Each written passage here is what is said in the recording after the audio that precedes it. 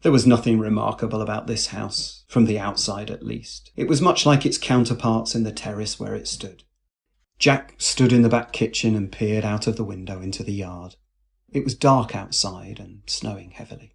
The latter caused him some concern as, in accordance with her wishes, his mother was to be collected from the house the next day at midday and taken to the burial service.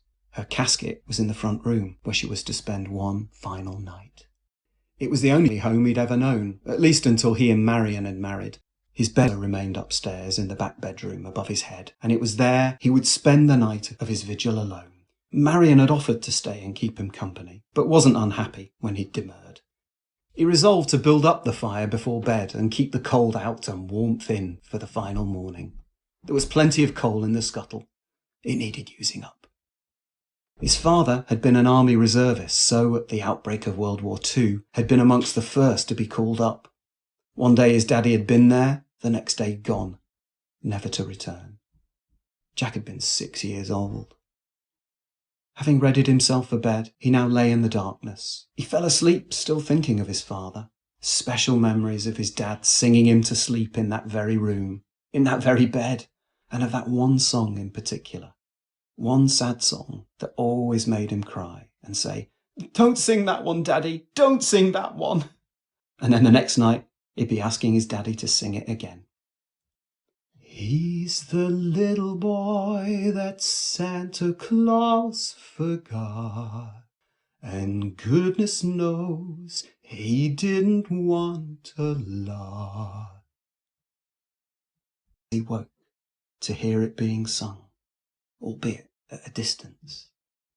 He rose then, and, wrapping the eiderdown around him, padded down the stairwell as silently as a mouse. There was a door at the bottom that led directly into the kitchen. It was closed as he'd left it. He paused on the bottom step before opening it, listening intently, his heart beating fast. He knew that voice. How could he not know it? It was his father's voice, and in that instant, Jack felt as if he were 6 years old again. With a click, he pushed the door open, and the singing stopped. He saw the kitchen first, not as it was, but as it had been when he was small. And there, in the rocking chair, sat his father, as vital as he'd ever been, and who now turned his face to greet him and said, with a beaming look, "Jackie!" "Daddy?" "Hello, son. My, how you've grown." Marion woke early. It was being reported that snow had drifted to more than 10 feet deep in places, driven by gale-force easterly winds. Overnight, roads and railways had been blocked. City dwellers and villagers alike had been stranded and power lines brought down. At around 8 in the morning, the call came on the party line to inform her that, regrettably, in the circumstances, there would be no funeral service that day. It came as a surprise to nobody, but what to do about Jack?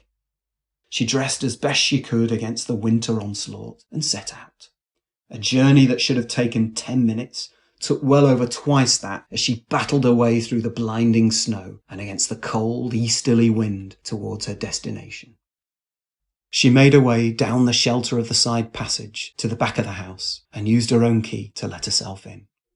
A fire burned low in the grate, but the warmth in the kitchen was welcome. The house was unusually still, but she reasoned it was still early and went upstairs to wake Jack. The bed had clearly been slept in, with blankets thrown aside, but there was no Jack. She began to panic then. She called his name. No answer. She crossed the landing and looked in the front bedroom. No Jack. She then made her way downstairs towards the only other room where he could be. With a hand on the door handle to the front parlour, she turned the handle and slowly entered. The coffin rested on 2 trestle tables. The room was otherwise bare, aside from the figure that was laid on the floorboards alongside. A figure obscured by the eiderdown wrapped round it. She crossed the room and dropped to her knees beside the bundle. She reached out a hand and touched where the shoulder protruded and shook it, not knowing what to expect. Jack finally began to stir, his face appearing from under the coverlet. "Didn't you want to leave your mother alone?" she asked. "She's not alone, Marion," he smiled drowsily. "She's with my father now." When his mother had entered the kitchen to find Jack and his father deep in conversation and creeping up behind his father's back with a finger pressed to her lips, the first words she barked were simply, "Where the bloody hell have you been?" Before his father stood and turned, and she fell into his arms, never to be parted again.